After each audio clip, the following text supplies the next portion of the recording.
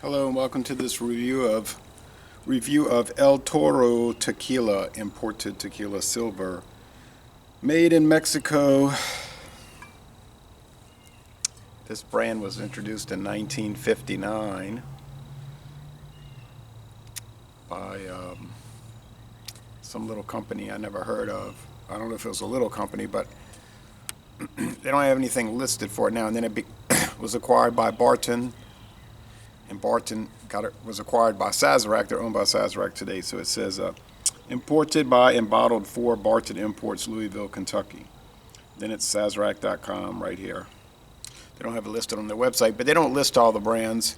They even have a little area on their site, their new website, where they say, we don't list all the brands, but if you're interested in any of them, and I don't know how you would know them all if you didn't see them, but maybe you run across something that they say call us, so we'll tell you where to find it. And they are good about that. So Destiladora Gonzalez, Puerto Altata, Guadalajara, Jalisco, Mexico. Okay.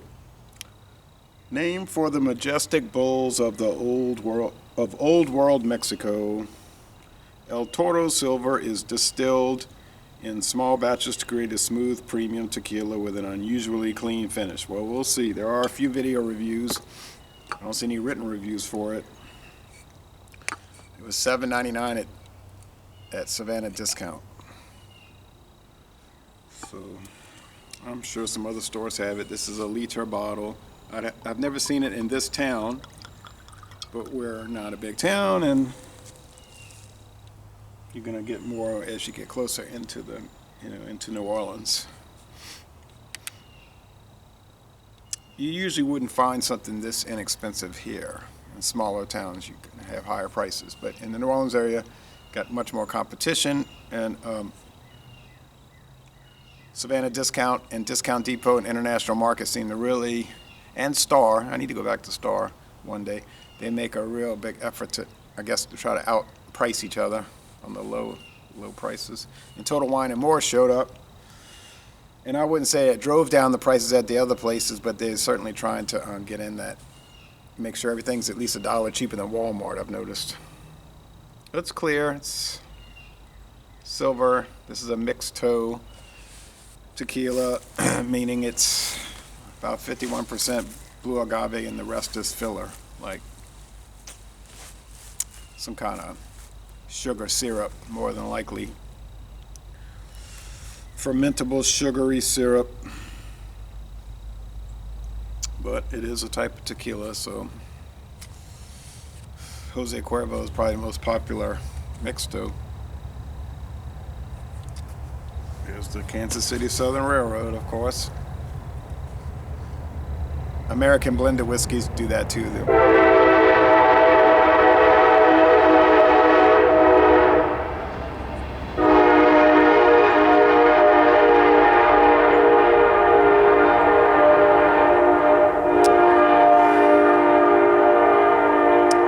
The filler, grain spirits, not sugar, but grain, and but they can be up to 80% grain spirits. This has to be no more than 49%. Well, anyway, no aging on it, no coloring added, as you can tell. So, it's been on the market over 60 years. Let's see if it's any good.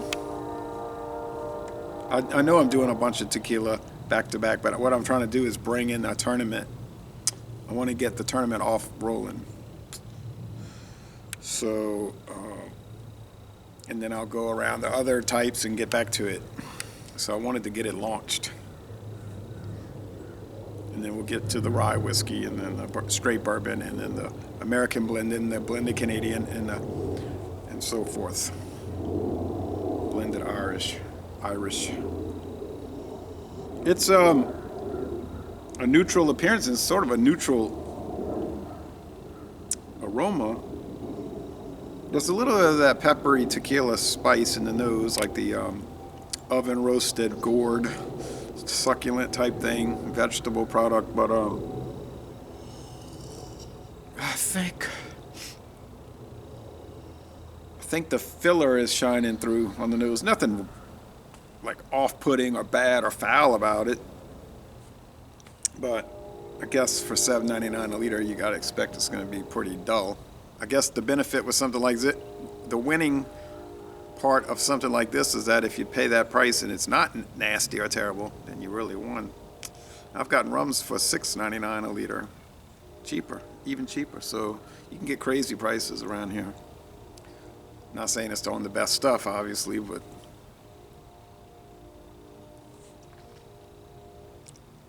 you can still get cheap prices.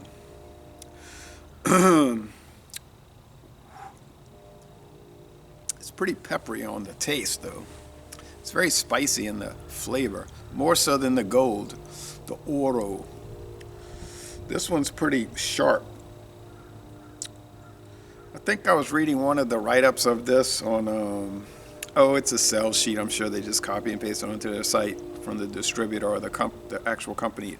I think on Total Wine and More for this brand, they were saying, oh yeah, it's great for mixing, and they name all the different things, like of course margarita. And they say, but for those adventurous people, something like that. Or if you're brave, you can drink it neat or over ice. I'm being brave, I guess. It's really warmed up today. It's 40 in the morning at dawn.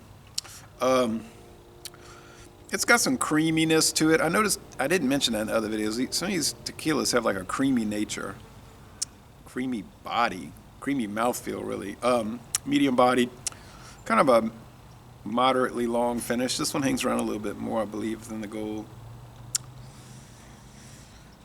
This one seems to be a little more intense than the gold, but I can't say it's better and worse. It's just different.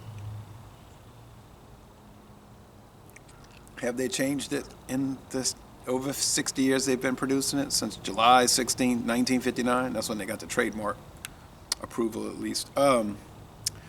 They probably haven't changed it much.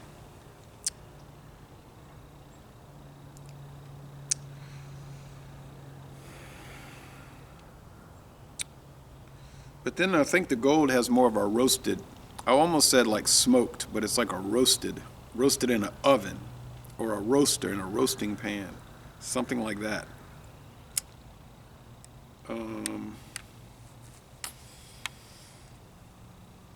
But being they're both enjoyable, actually, I didn't know what to expect. When I saw Sazerac, I had a little bit more confidence.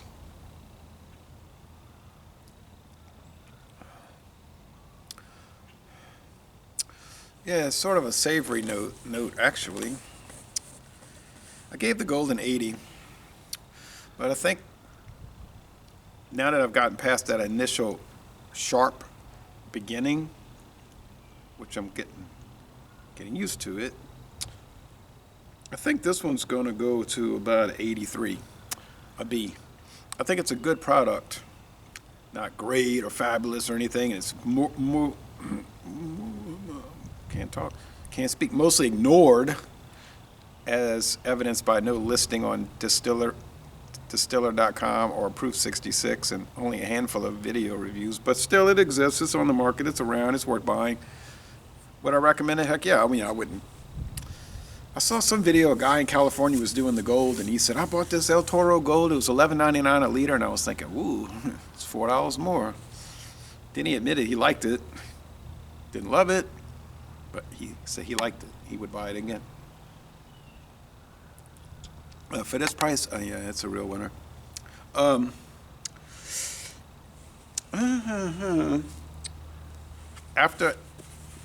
So I did the Tijuana from Sazerac, and then now I've done the El Toro, the bull, from Sazerac, and then when I come back around, and it may be a year from now, aside from the taste challenges, I'm going to plan to do the Montezuma Silver, gold first, and then the Montezuma Silver, and then bring those into the taste challenges. They're higher priced, so they may be a little better quality, although my feeling is they won't be better. It'll just be Sazerac putting them at a higher price point. Montezuma is, as of this year, the 9th, at this current time, the 9th best-selling tequila on the market in the United States, believe it or not. So then after tequila, we'll do mezcal. And I'll just do one, and then a year or 8 months later, whatever, come back and do a second one against the first one, the Monte Alban. Monte Alban. Which is also Monte Alban tequila, by the way. Okay, so enough of that. Laissez les bon temps relais. A good product, actually. Good.